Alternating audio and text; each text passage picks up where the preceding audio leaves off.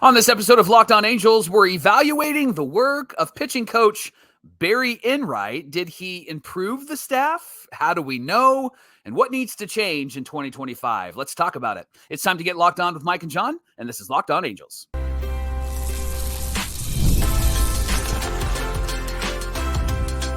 You are Locked On Angels, your daily Los Angeles Angels podcast. Part of the Locked On Podcast Network, your team every day. Thanks for making Locked On Angels your first listen of the day. You can find us anywhere you get your podcast, including Apple Podcast, Spotify, and SiriusXM by searching Locked On Angels. And if you'd like to get back to John and I, the Super Halo Bros, for all the Super Halo content, here's some things that you can do. Leave us a rate and a review on Apple Podcast. If you're watching on YouTube, hit that thumbs up button. And if you're not subscribed already, please subscribe and become a Locked On Everydayer. And whether you're watching or listening, come over to YouTube, leave a comment. It's one of the best ways to get in touch with us and be a part of the conversation. And this episode of Locked On Angels is brought to you by FanDuel. You can place your first $5 bet, and you'll get started with $200 in bonus bets from FanDuel, guaranteed. Visit FanDuel.com to get started. Thanks for being here for this episode of Locked On Angels, where it's your team every day. You've got the Frisch Brothers here with you, a.k.a. the Super Halo Bros. My name is John, and that's my brother Mike. And my name is Mike, and that's my brother John. It's our third off season here at Locked On Angels. We finished up season 3 as the hosts, and now we're moving into the off season. Lots of great conversation coming up this off season, including today's show, talking about the job that Barry Enright did. Remember, he was hired as the pitching coach after being the assistant pitching coach in Arizona for the Diamondbacks under Brent Strom, who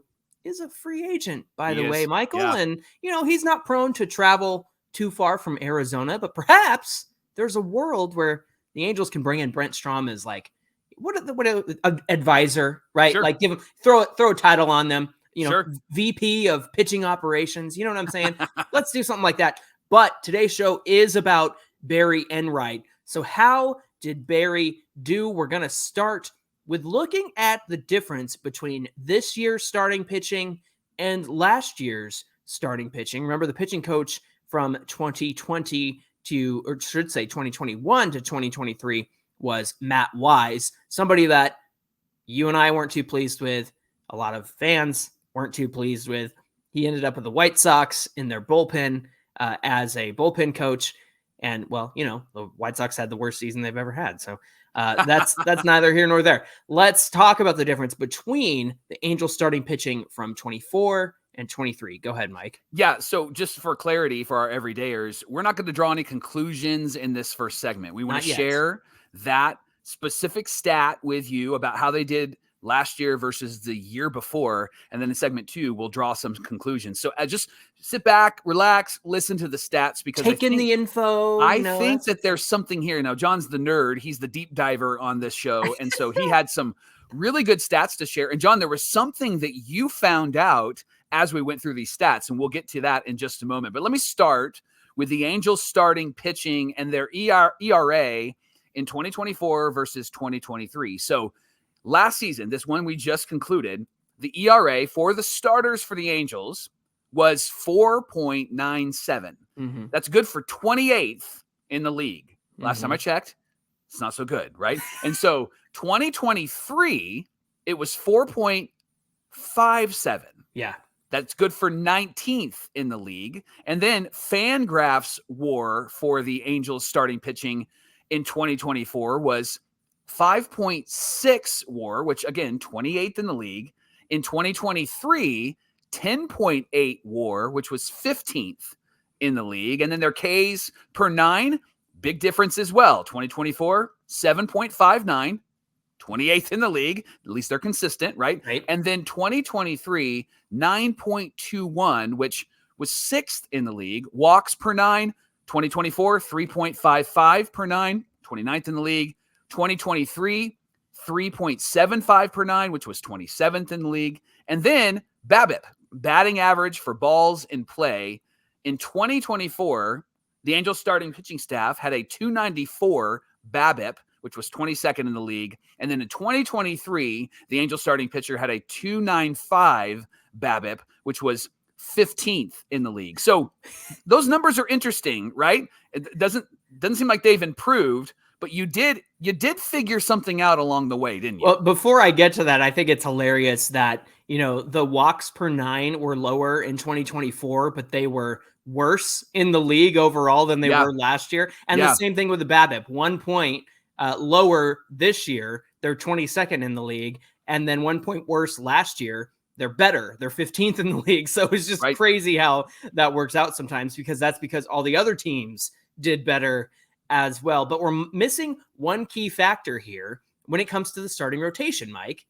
That's Shohei Ohtani. He was part of the rotation in 2023. Full disclosure, as John's putting this together, it was late at night, and he calls me, and John doesn't call me. John texts and sometimes responds to text. And so John calls me. So I'm like, there's something up, right? So I'm thinking there's something serious going on, right? And he goes, dude, guess what I just found? I found the stats from this year versus the year before are very different. And the big factor is Shohei Ohtani. And I went, John, it's like 10:30. Why are you calling me right now? But he just had that spark of genius. And John, you're right. He made the 2023 rotation significantly better, didn't he? Yeah, I think it's a significant factor into where the Angels stood last year in terms of the rotation numbers. But here's the thing. His ERA last year, 3.14. That's lower than the team average. So he brings that team average down. Yeah.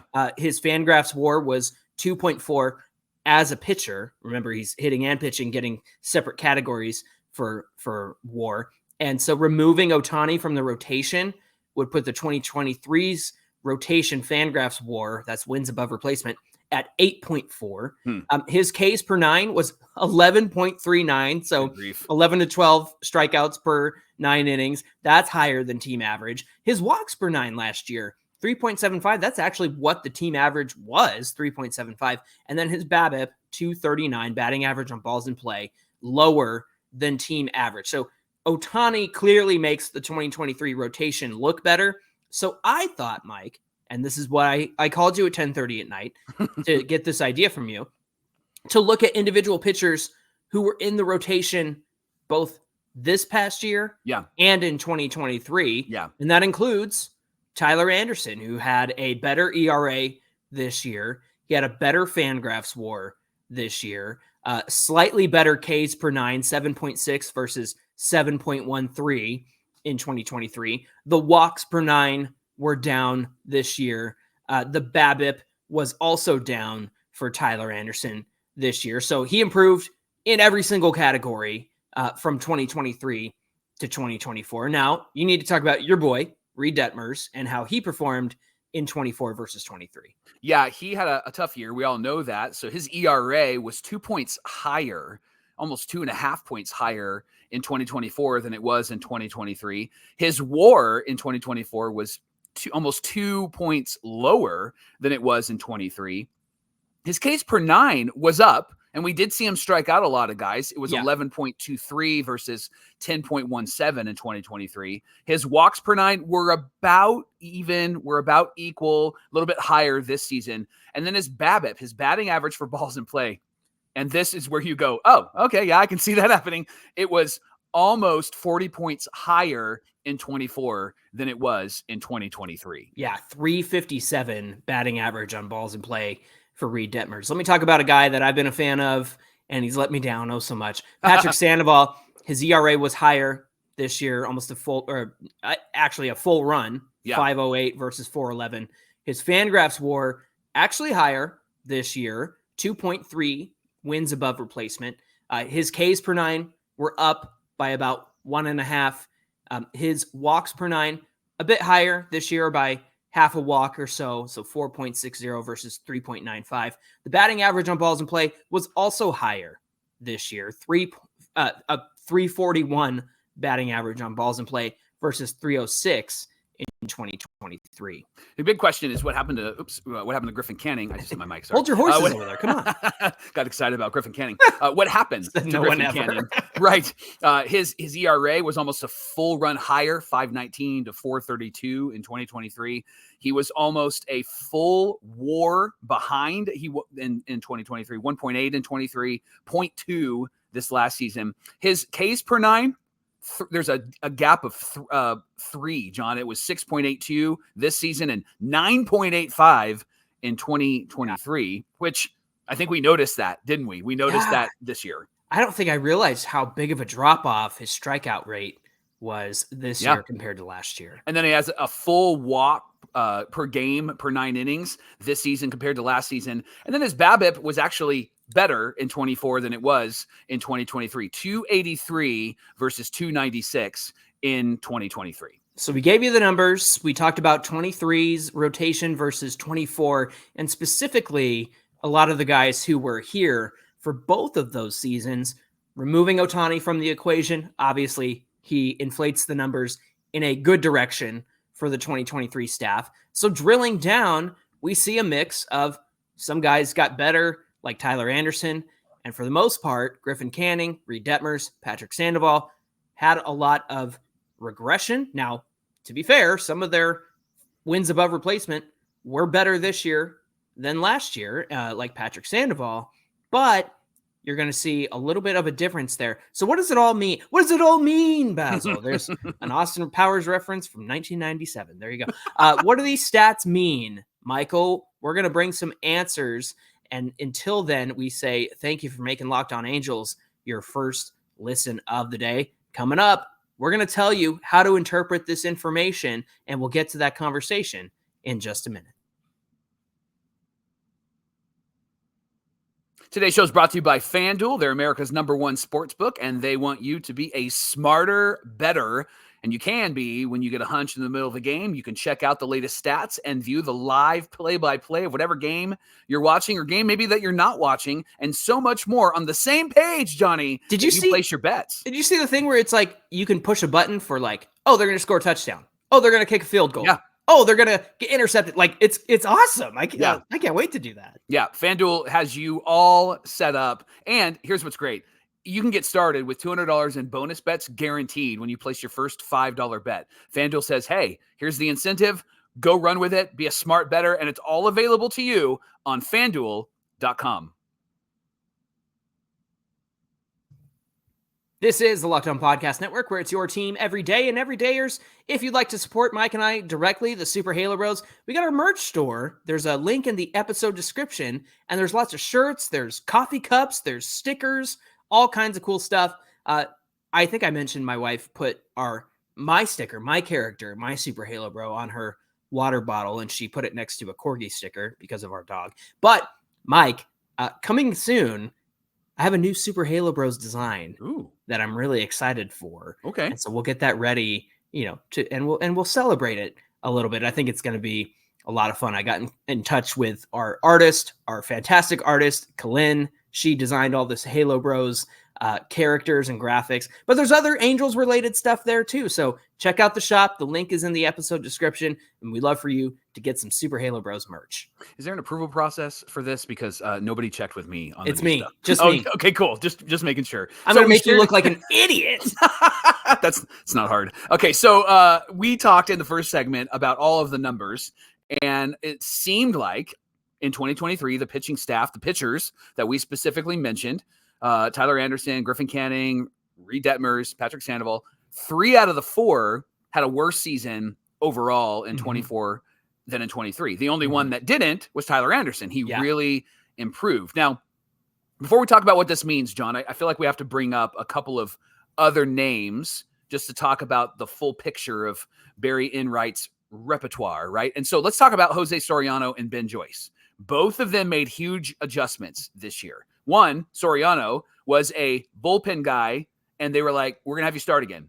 And so he had to figure that out in spring training and ended up being the best, or if not one of the best starting pitchers that we've had on this team, right? And so that was one adjustment. And then Ben Joyce also made an adjustment, and he added a second pitch, which the splinker, whatever he's throwing there, it's fantastic. And it's a great offset to his fastball.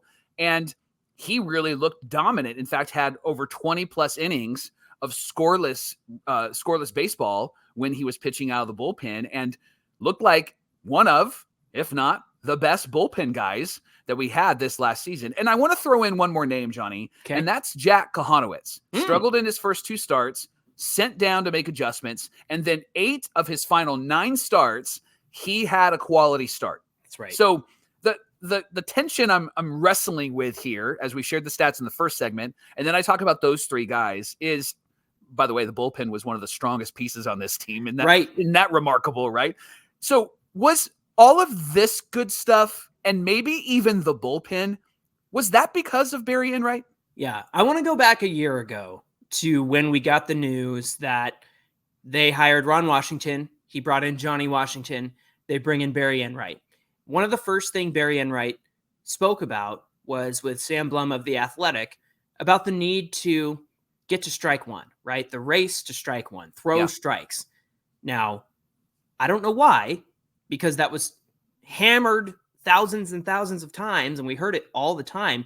It didn't seem like the guys were capable of doing that at the beginning of the season. But let me remind you that it was Reid Detmers and Griffin Canning and Patrick Sandoval in that rotation who didn't seem to be able to do that. In fact, Mike, they even had some tech brought in to like simulate what it's like to face them from the batter's box. Like, hey, Reid, get in the batter's box, and this is what it's like to face you.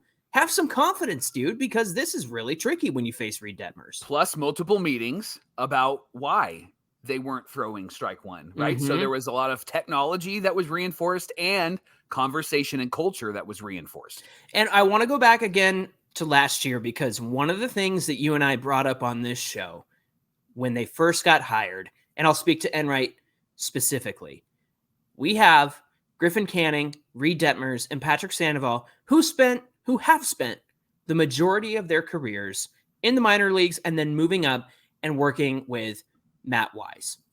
And one of the things we brought up was it felt like there needed to be a lot of mental undoing, a lot of undoing of bad habits, the undoing of the same things that get them into trouble all the time. And one of the things we were hopeful for is to see those bad habits and those bad mental mistakes and those errors be undone this season. And I don't think we saw that, Mike. I think that we saw Reid Detmers get off to a hot start, get really inside of his head, had to be sent down because he was doing so poorly.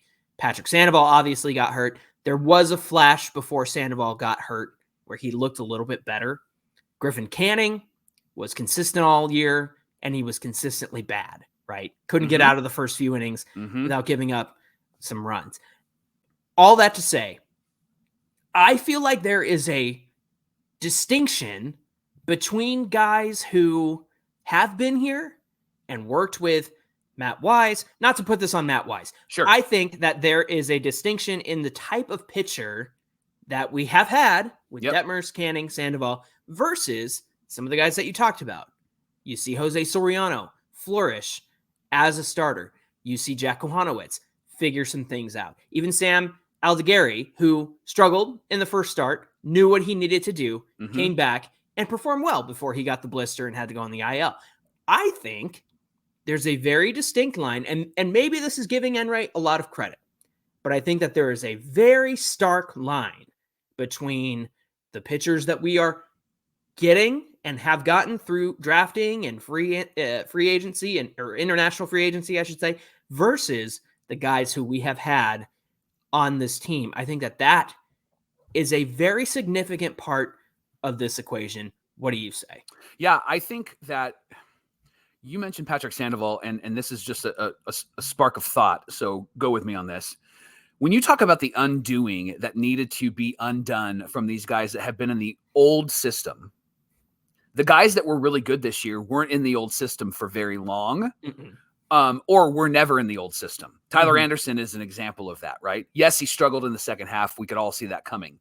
But something about Enright's work with Tyler Anderson was able to help him figure out how to do somewhat of what he did in 2022. I think a part of his success in 22 was the team he was on, right? 15-5. You're going to probably win more games than you're not with a team that's going to win over 100 games like the Dodgers, right?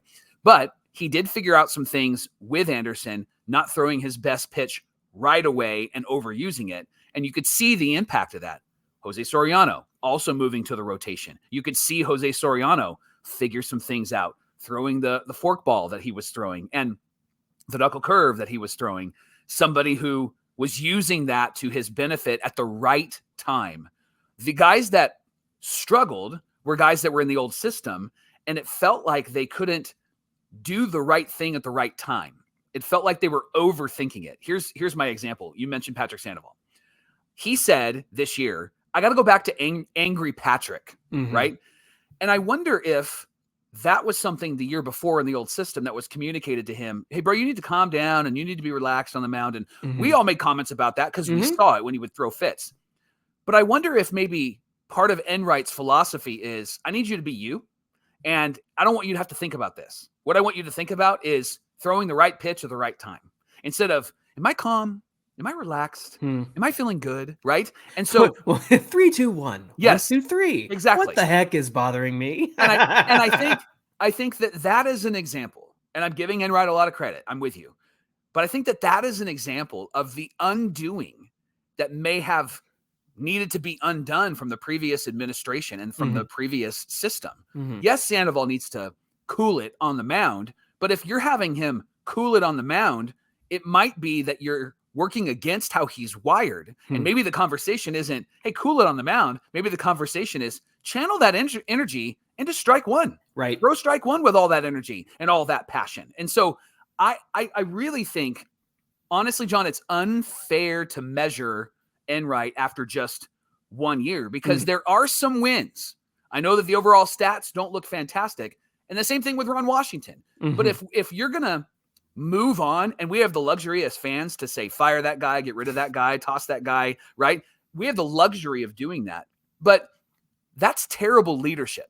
Yeah. Because leadership, especially if you're leading an organization, you have to give things time. Yeah. And we've talked often about how about 3 to 4 years in, it now becomes yours. So the person that we don't need to give time to anymore is Perry Manassian. The people that I think we need to give time to includes Barry Enright. I think that he did some things that were really impressive with some of these younger pitchers that weren't as, quote unquote, messed up from the previous administration. What do you think?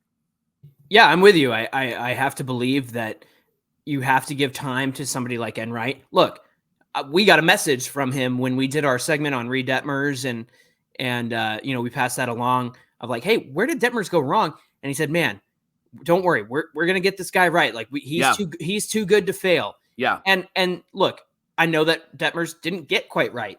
But like, at least there's a passion there and a sense of care to recognize that Detmers is a talented guy and they want to help to get him right. Yeah. Mike, I think at the end of the day, as the kids say, there's a skill issue. If you can't throw strike one, then that's not Enright's fault. He's coaching you and telling you what to do and how to get there and whatnot. But if you can't do it, then you can't do it. And so that's the disconnect I see sometimes is, and even Ron Washington or even Johnny Washington, you can coach to an extent, but at the end of the day, there has to be the ability. Some of these guys have shown the ability. Some of these guys lack the ability.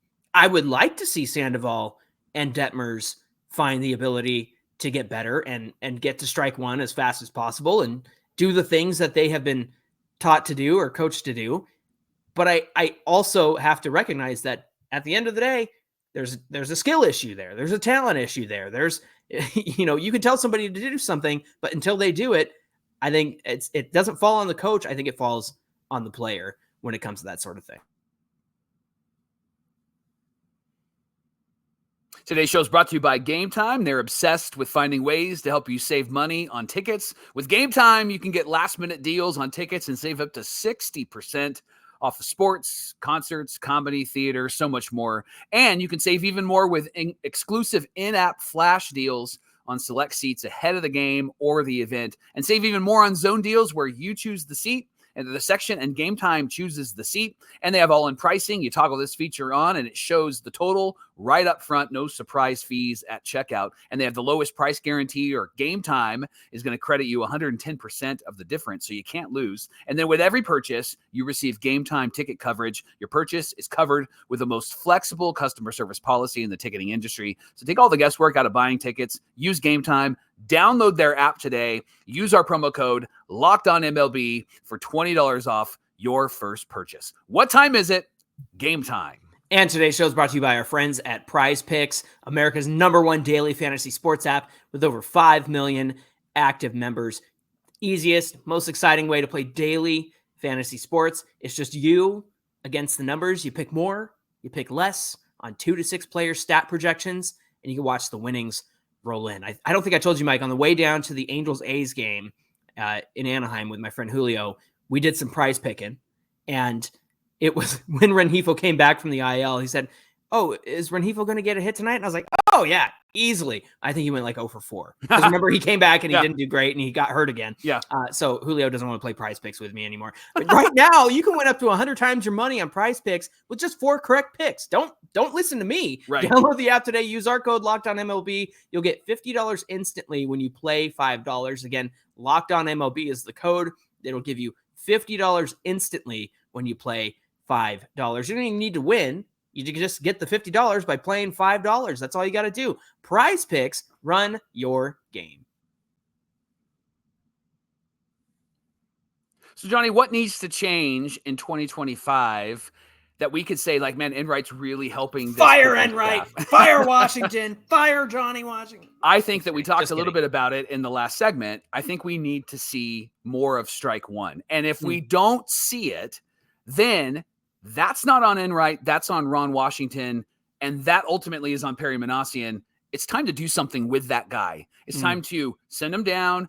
It's time to take him out of the rotation, or it's time to send them away. And so I think the first thing that we would want to see is improvement from guys like Detmers and Canning throwing strike one, that they are racing towards that first strike and they're figuring things out. They're not kind of confused and kind of nonchalant about that there's actually, this is what I'm doing and this is what I need to do well. And along that same line, something that you and I will talk about on another show is, I think for Detmers, but specifically for Canning, especially in that first and second inning, his mechanics did not look like his mechanics in later innings. And so I think that those are the types of things that I would love to see more consistency from the pitchers. And I think that is something that needs to be emphasized this offseason.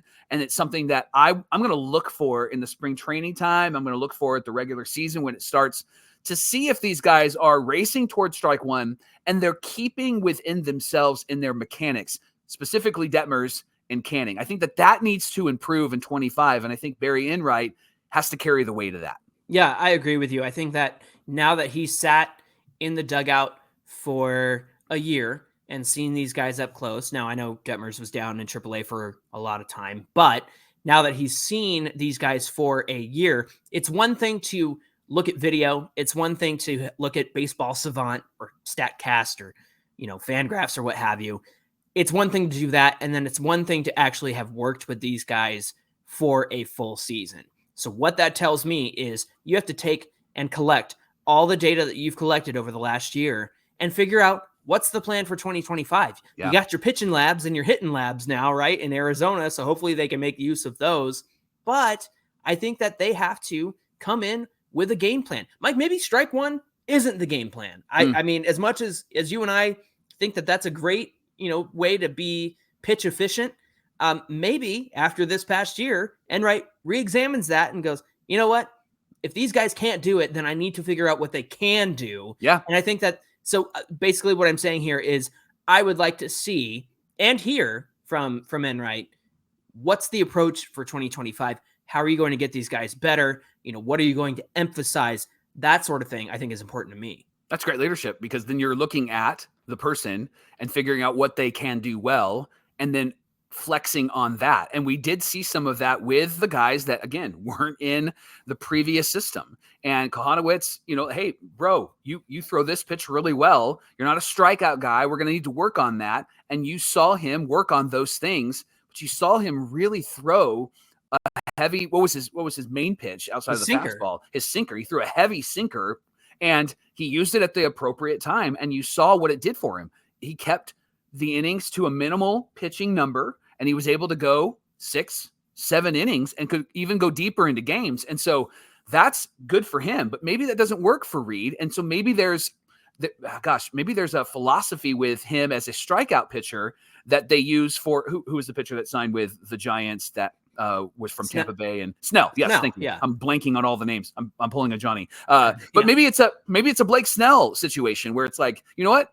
We're gonna have you go 5, but we want you to throw all of your heavy duty hard stuff as often as you can through the first 5 innings, and that turns it around. But again, it goes back to they are identifying for that guy what that guy needs instead of doing a copy and paste, which is what the previous system and administration did. Like, hey, all of a sudden now we're not going to be swing and miss guys. We're going to be contact guys. And you know what? That might have messed with Reid Detmers so much that he hasn't been able to get out of that rhythm yet. Right? You read my mind because I was going to bring that up. Remember, there was a brief period last year where they suggested Reid become a pitch to contact guy. Yeah. And I was like, what are you doing? And he gave up 8 runs in the next game when he did that. Yeah. And it was like, even I can look at StatCast and go, that's not his bread and butter. That's not what he does well. What are you doing? So obviously it was just a guessing game of like, I don't know. What if we do this? You know? And it makes sense why Reid then responds with, I'm not sure, right? Because that's really what's been embedded into him. And I think Barry's having to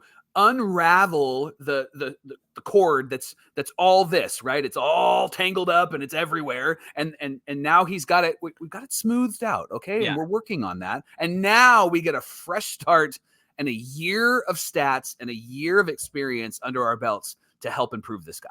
Yeah. And look, there's opportunities to add to this rotation as well. Hopefully they can bring in somebody with experience. You mentioned Snell. I had a funny thought the other day, and you know, the biggest criticism of Snell is allowing traffic, kind of in the same way that Tyler Anderson would. But Snell's funny.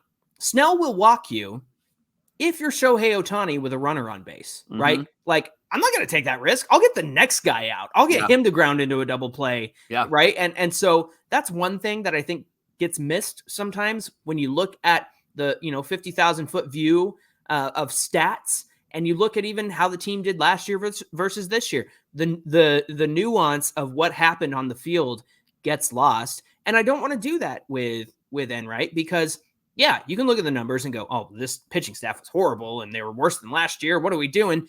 But the fact is, you have to understand that when you drill down into it, there has been improvements in specific areas. And again, I think that hard line is who was in the old system versus who's in this new system. And like I said earlier, they got to have a plan. They got to have an approach. They got to have something.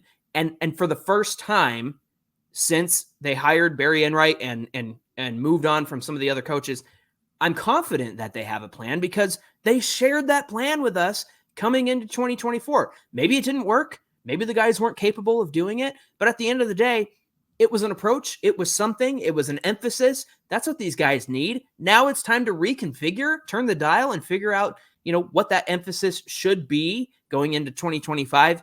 But that is a far and above step from where we have been the last 4 or 5 seasons with Angels baseball. Again, Mike, continuity, consistency. You can't throw these guys out the window and go get another pitching coach, go get another hitting coach, go get another manager, because that does nobody a service, especially Angels baseball, because we're used to that turnover and it has not been pretty for this team. So let's have some continuity. Let's have some consistency. That's how I know Perry listens to the show, because he brought up the word continuity after we brought it up. So there you go. Thanks for making Locked On Angels your first listen of the day. Now for your second listen, Perry. Check out Locked On MLB with our friend Soli. He's going to get you ready for the World Series and cover all of the playoffs for you. And his show is available on YouTube or wherever you get your podcasts, part of the Locked On Podcast Network, where it's your team every day. All right. If you want to follow us on all that social media garbage, you can do so at Locked On Angels on Twitter and at Super Halo Bros on Twitter and Instagram. Whether you're watching or listening, come on over to YouTube, find today's show, get in the comment section. On your way down there, hit that like button. It really helps us out. And then hit that subscribe button. We're on our way to 8,000 subscribers. We could really use your help with that. Mike, what do we have on deck for tomorrow's show? Well, let's talk hitting. Let's talk about Johnny Washington. How did he do, right? How much credit does he get for the adjustments that Adele made and Neto made? Let's talk about that and find out together tomorrow on Locked On Angels. All right, looking forward to that conversation. We hope you'll come back and join us. Until then, my name is John, and that's my brother Mike. And my name is Mike, and that's my brother John. All right, everybody, we hope that you enjoyed today's show, and we'll see you back here on Thursday. I don't cough all day, and then we start the show, and then my throat's scratchy, and I got a cough, and You got the yips. You got the podcast yips.